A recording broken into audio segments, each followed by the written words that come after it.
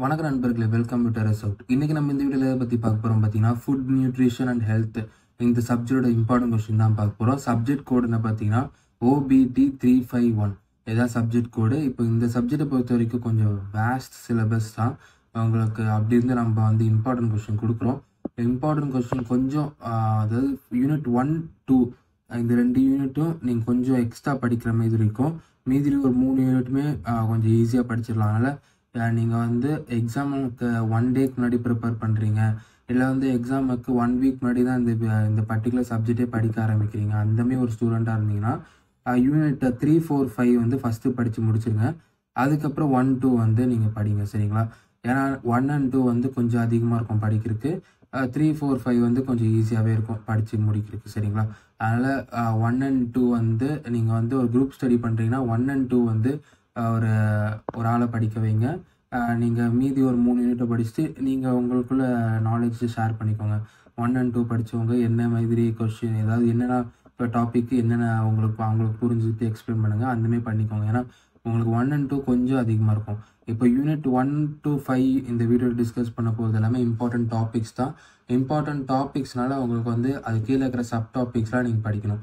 இப்போ அது sub topics நான் எதை மென்ஷன் பண்ணுறேன் பார்த்தீங்கன்னா, இப்போ ஒரு டாபிக் சொல்கிறேன்னா அந்த டாப்பிக்கில் இருக்கிற அட்வான்டேஜ், டிஸ்அட்வான்டேஜ், டெஃபினிஷனு, அதுக்கப்புறம் அப்ளிகேஷன்ஸு, ஃபியூச்சர்ஸு, ப்ராப்ளம்ஸ் இருந்தாலும் சரி, இல்லை ப்ரோக்ராம்ஸு, இல்லை வந்து டயக்ராம்ஸு, அந்தமாரி இந்த பர்டிகுலர் டாப்பிக்கில் எல்லா டாபிக்ஸுமே தரவா அந்த டாப்பிக்கை ஃபுல்லாக படிக்கிறது தான் சப் டாபிக்ஸ் பேஸ் பண்ணி படிக்கிறது சொல்கிறேன். இந்த மாதிரி படிக்கிறதுனால உங்களுக்கு என்ன ஒரு அட்வான்டேஜ் பார்த்தீங்கன்னா, நீங்கள் 2 மார்க்ஸ்க்கு தனியாக நீங்கள் டைம் ஸ்பெண்ட் பண்ண தேவையில்ல படிக்கிறதுக்கு. நம்ம அந்தமாதிரி படிக்கிற மூலமாக உங்களுக்கு 2 மார்க்ஸ் நம்ம கொடுக்குற டாபிக்ஸில் 70% ஆஃப் 2 மார்க்ஸ் கவர் ஆயிரும். மீதி ஒரு 30% ஆஃப் 2 மார்க்ஸ் வந்து உங்கள் காலேஜ் ஸ்டாஃப்ஸ் கொடுத்த இம்பார்ட்டன்ட் கொஸ்டின், அதுக்கப்புறம் உங்கள் காலேஜ் இன்டர்னல் எக்ஸாமில் உங்களுக்கு அதாவது 2 மார்க்ஸ் வந்துருக்கோம்ல, அதை நீங்கள் ரெஃபர் பண்ணிக்கோங்க. அதையும் ரெஃபர் பண்ண முடியாது. அதுக்கப்புறம் காலேஜ் ஸ்டாஃப் கொடுத்த இம்பார்ட்டன்ட் கொஸ்டினை நீங்கள் படிக்கல அப்படின்னா, நம்ம கொடுக்குற டாப்பிக்கை நீங்கள் புரிஞ்சு படிங்க. புரிஞ்சு படிக்கிறது மூலமாக அந்த ஒரு 30% ஆஃப் 2 மார்க், அதாவது அந்த 3 2 மார்க்கையும் நீங்கள் வந்து உங்கள் ஓன் நாலேஜ்லேயே நீங்கள் எழுதுகிற மாதிரி இருக்கும். எந்த கொஸ்டினுமே எழுதாம விட்டுறாங்க, எல்லா கொஸ்டினுமே எழுதணும், சரிங்களா? அது மட்டும் இல்லாமல் நிறையா ஸ்டூடெண்ட்ஸ்க்கு நம்ம கொடுக்குற இம்பார்ட்டன்ட் மட்டும் படித்தா போதுமா அப்படின்ட்டு ஒரு டவுட் இருக்குது. நம்ம கொடுக்குற இம்பார்ட்டன்ட் கொஸ்டினுக்கு மட்டும் நீங்கள் படித்தா நீங்கள் பாஸ் ஆகிறது மட்டும் இல்லை, நல்ல ஒரு கிரேட் எடுக்கலாம், சரிங்களா? அது மட்டும் இல்லாமல் நம்ம கொடுக்குற கொஸ்டின் வந்து எல்லாமே நீங்கள் கரெக்டாக படிக்கணும். நம்ம 3 கொடுத்தா 3மே படிக்கணும். அதில் 2 படிக்கிறது, 1 படிக்கிறதுனா இந்த வீடியோ ஃபாலோ பண்ணாங்க. ஏன்னா நம்ம வந்து கரெக்டாக எடுத்துருக்கோம். இந்த வீடியோவில் எல்லா கொஸ்டினுமே நீங்கள் படிக்கிறதா இருந்தால் மட்டும் இந்த வீடியோ ஃபாலோ பண்ணுங்கள். யூனிட் 1 இம்பார்ட்டன்ட் கொஸ்டின் பார்ப்போம். யூனிட் 1 பொறுத்த வரைக்கும் பார்த்தீங்கன்னா HACCP, hazard analysis critical point system. அவங்களுக்கு அப்ரிவேஷனாகவும் கேட்கலாம், இல்லை வந்து ஃபுல் ஃபார்மாகவும் கேட்கலாம். அதாவது ஹசார்ட் அனாலிசிஸ் கிரிட்டிக்கல் பாயிண்ட் சிஸ்டமாகவும் கேட்கலாம், அப்படி இல்லைன்னா அப்ரிவேஷனாக கேட்பாங்க, HACCPட்டு, சரிங்களா? அதனால் எப்படி கேட்டாலும் நீங்கள் வந்து ஆன்சர் பண்ண ப்ரிப்பேராக இருந்துக்கோங்க. அதுக்கப்புறம் நெக்ஸ்ட்டு வந்து பார்த்தீங்கன்னா உங்களுக்கு ஃபங்க்ஷனல் அண்ட் சூப்பர் ஃபுட்டு. இந்த ஃபங்க்ஷனல் அண்ட் சூப்பர் ஃபுட் கீழே ஒரு சப் டாபிக் இருக்குது. அது என்னென்ன டாபிக் ஜஸ்ட் நோட் பண்ணிக்கோங்க. என்ன பார்த்தீங்கன்னா ரோல் இன் ஆப்டிமல் நியூட்ரிஷன், அதுக்கப்புறம் sugar, protein and fat substitutes, இதெல்லாம் வந்து அதோட பர்டிகுலர் டாபிக் கீழே இருக்கிற சப் டாபிக்ஸு. இப்போ வந்து நெக்ஸ்ட்டு பார்த்தீங்கன்னா food related laws. Next unit 1 பொறுத்த வரைக்கும். யூனிட் 2 இம்பார்ட்டன்ட் கொஸ்டின் பார்ப்போம். உங்களுக்கு மேக்ரோ நியூட்ரியன்ஸு, மைக்ரோ நியூட்ரியன்ஸு. இந்த மேக்ரோ நியூட்ரியன்ஸ், மைக்ரோ நியூட்ரியன்ஸ் கீழே உங்களுக்கு ஃபர்தர் சப் டாபிக்ஸ் இருக்குது. என்னெல்லாம் பார்த்தீங்கன்னா கார்போஹைட்ரேட்ஸ், ப்ரோட்டீன்ஸ், லிப்பிட்ஸ், அதாவது macro nutrients sub topics. Micro நியூட்ரியன்ஸோட சப் டாபிக்ஸ் என்னெல்லாம் பார்த்தீங்கன்னா minerals, calcium, magnesium, iron, zinc, copper and vitamins, இதெல்லாம் நீங்கள் படிச்சுக்கோங்க.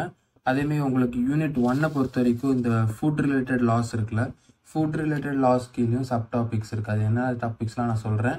என்னென்ன டாபிக்ஸ்லாம் நீங்கள் படிக்கணும் அது ஃபுட் ரிலேட்டட் லாஸ் கீழே பார்த்தீங்கன்னா ஜஸ்ட் நோட் பண்ணிக்கோங்க. வீடியோ ஸ்லோ பண்ணி கூட பாஸ் பண்ணி கூட நோட் பண்ணிக்கோங்க, சரிங்களா?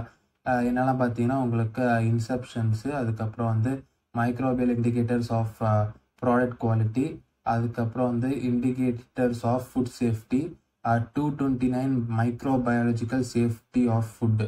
இதெல்லாம் உங்களுக்கு ஃபுட் ரிலேட்டட் லாஸ்க்கு இருக்கிற சப் டாபிக்ஸு. அதுக்கப்புறம் வந்து இப்போ நான் மைக்ரோ நியூட்ரியன்ஸ் சப் டாபிக் சொல்லிட்டேன், மேக்ரோ நியூட்ரியன்ஸ் சப் டாபிக் சொல்லிட்டேன். அதுக்கப்புறம் உங்களுக்கு நியூட்ரிஷனல் சைக்காலஜி.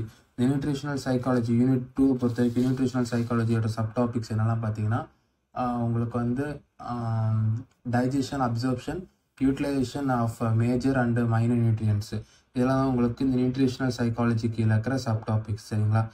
இப்போ இதுதான் உங்களுக்கு யூனிட் 2 பொறுத்த வரைக்கும் இம்பார்ட்டன்ட். நான் சொன்ன மாதிரி யூனிட் 1, 2வும் கொஞ்சம் அதிகமாக இருக்கும் சொன்னேன். அதனால் நீங்கள் வந்து நிறையா இருக்கே நினைக்காங்க. கொஞ்சம் வேஸ்ட் சிலபஸ் தான் யூனிட் 1 and 2 பொறுத்த வரைக்கும். யூனிட் 3 இம்பார்ட்டன்ட் கொஸ்டின் பார்ப்போம். இந்த ஒரே கொஸ்டின் தான், இந்த ஒரே டாபிக் தான் யூனிட் 3 பொறுத்த வரைக்கும். என்ன பார்த்தீங்கன்னா உங்களுக்கு ஃபுட் ப்ராடக்ட் டெவலப்மெண்ட். இந்த ஃபுட் ப்ராடக்ட் டெவலப்மெண்ட் கீழே இருக்கிற சப் டாபிக்ஸ் என்னெல்லாம் பார்த்தீங்கன்னா steps involve in steps involve in product development. அதுக்கப்புறம் உங்களுக்கு ஷெல்ஃப் லைஃப் அசஸ்மெண்ட். இந்த 2 டாபிக் தான், இந்த ஒரே டாபிக் தான் யூனிட் 3 பொறுத்த வரைக்கும். யூனிட் 1 and 2வும் கொஞ்சம் கஷ்டப்பட்டு படிச்சிட்டிங்கன்னா யூனிட் 3 கொஞ்சம் ஈஸியாக இருக்கும், படிச்சிடலாம். நெக்ஸ்ட்டு வந்து உங்களுக்கு யூனிட் 4 இம்பார்ட்டன்ட் கொஸ்டின் பார்ப்போம். யூனிட் 4 பொறுத்த வரைக்கும் பார்த்தீங்கன்னா உங்களுக்கு டைப் 1 டிஸார்டர்ஸ், டைப் 2 டிஸார்டர்ஸ், இந்த 2 டாபிக் தான். இந்த 2 டாபிக் இல்லை சப் டாபிக்ஸ் எல்லாம் நான் சொல்கிறேன். நான் சொல்கிற சப் டாபிக்ஸ்லாம் நோட் பண்ணிக்கோங்க. ரொம்ப அசால்ட்டாக எடுத்துக்காங்க. அந்த சப் டாபிக்ஸ்லாம் நம்ம பார்த்துக்கலான்ட்டு அந்த சப் டாபிக்ஸ் நான் சொல்கிறதுக்கு மட்டும் கரெக்டாக படிச்சிருங்க. யூனிட் 4 பொறுத்த வரைக்கும் டைப் 1 டிஸார்டர் கீழே இருக்கிற சப் டாபிக்ஸ் என்னெல்லாம் அப்படி பார்த்தீங்கன்னா காசஸ் ஆஃப் லைஃப் ஸ்டைல், அதுக்கப்புறம் ஸ்ட்ரெஸ் ரிலேட்டட் டிசீசஸ், அதுக்கப்புறம் கார்டியோவாஸ்குலர் டிசீசஸ், அதுக்கப்புறம் ஹைப்பர் டென்ஷன், ஒபிசிட்டி. இதெல்லாம் வந்து யூனிட் 4 பொறுத்த வரைக்கும் டைப் 1 டிஸார்டர்ஸ் கீழே இருக்கிற சப் டாபிக்ஸு.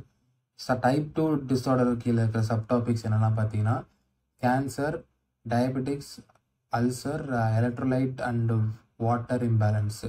இதெல்லாம் வந்து டைப் 2 டிஸார்டர் கீழே இருக்கிற சப் டாபிக்ஸ். சரிங்களா? யூனிட் 4 பொறுத்த வரைக்கும் இந்த 2 டாபிக் தான். 2 டாபிக் கீழே இருக்கிற சப் டாபிக்ஸ் நான் சொல்லிட்டேன். சப் டாபிக்ஸ் நான் சொல்கிறதுனால நிறைய கொஷின் கொடுத்தமே நினச்சிக்காங்க. உங்களுக்கு வந்து 2 டாப்பிக்கு, அந்த 2 டாப்பிக்கை தரவை படிக்கிறதுக்கான சப் டாபிக்ஸ் தான் நான் சொல்லிட்டு இருக்கேன். சரிங்களா? யூனிட் 5 இம்பார்ட்டன்ட் கொஸ்டின் பார்ப்போம். யூனிட் 5 பொறுத்த வரைக்கும் பார்த்தீங்கன்னா GM ingredients in food products, அதுக்கப்புறம் regulatory agencies involve in GM food. இந்த 2 டாபிக் தான் யூனிட் 5 பொறுத்த வரைக்கும். நான் சொன்ன மாதிரி யூனிட் 3லையும் ஒரு டாப்பிக்கு, யூனிட் 4ல் 2 டாப்பிக்கு, யூனிட் 5ல் 2 டாப்பிக்கு. யூனிட் 5 பொறுத்த வரைக்கும் உங்களுக்கு சினாரியோ பேஸ்டு கொஸ்டின் தான் கேட்க வாய்ப்பு இருக்குது. சினாரியோ பேஸ்டு கொஸ்டின்னா உங்களுக்கு வந்து ஒரு அந்த பர்டிகுலர் கொஸ்டின் ஒரு 5 லைன் இருக்கும். அந்த 5 லைனை ஒரு வாட்டி ஒன்ஸ் ட்வைஸ் அந்த கொஸ்டினை ரீட் பண்ணிங்கன்னா உங்களுக்கு அந்த கொஸ்டினில் என்ன ஒரு டாப்பிக்கை பற்றி உங்கள்கிட்ட ஆன்சர் எக்ஸ்பெக்ட் பண்ணுறாங்கன்ட்டு உங்களுக்கு தெரிஞ்சிடும். அந்த டாபிக் நீங்கள் என்ன படிச்சிருக்கீங்களோ அதை எழுதி வைக்கலாம். அப்படி இல்லைனா நீங்கள் அந்த கொஸ்டினுக்கு ஏற்ற மாதிரி உங்களுக்கு அந்த டாபிக் ஆன்சர் எழுத தெரியும்னா அப்படின்ட்டு எழுதலாம். அது அந்தமாதிரி எழுத தெரியாது, அந்த கொஸ்டினுக்கு ஏற்றமாதிரி ஆன்சர் எழுத தெரியாது அந்த டாப்பிக்கு அப்படின்னா நீங்கள் அந்த டாப்பிக்கில் என்ன படிச்சிங்களோ அதை எழுதி வச்சாலே போதும். சரிங்களா? இதுதான் உங்களுக்கு யூனிட் 1 to 5 இம்பார்ட்டன்ட் கொஸ்டின். இந்த வீடியோ உங்களுக்கு யூஸ்ஃபுல்லாக இருந்திருக்கும் நம்புகிறேன்.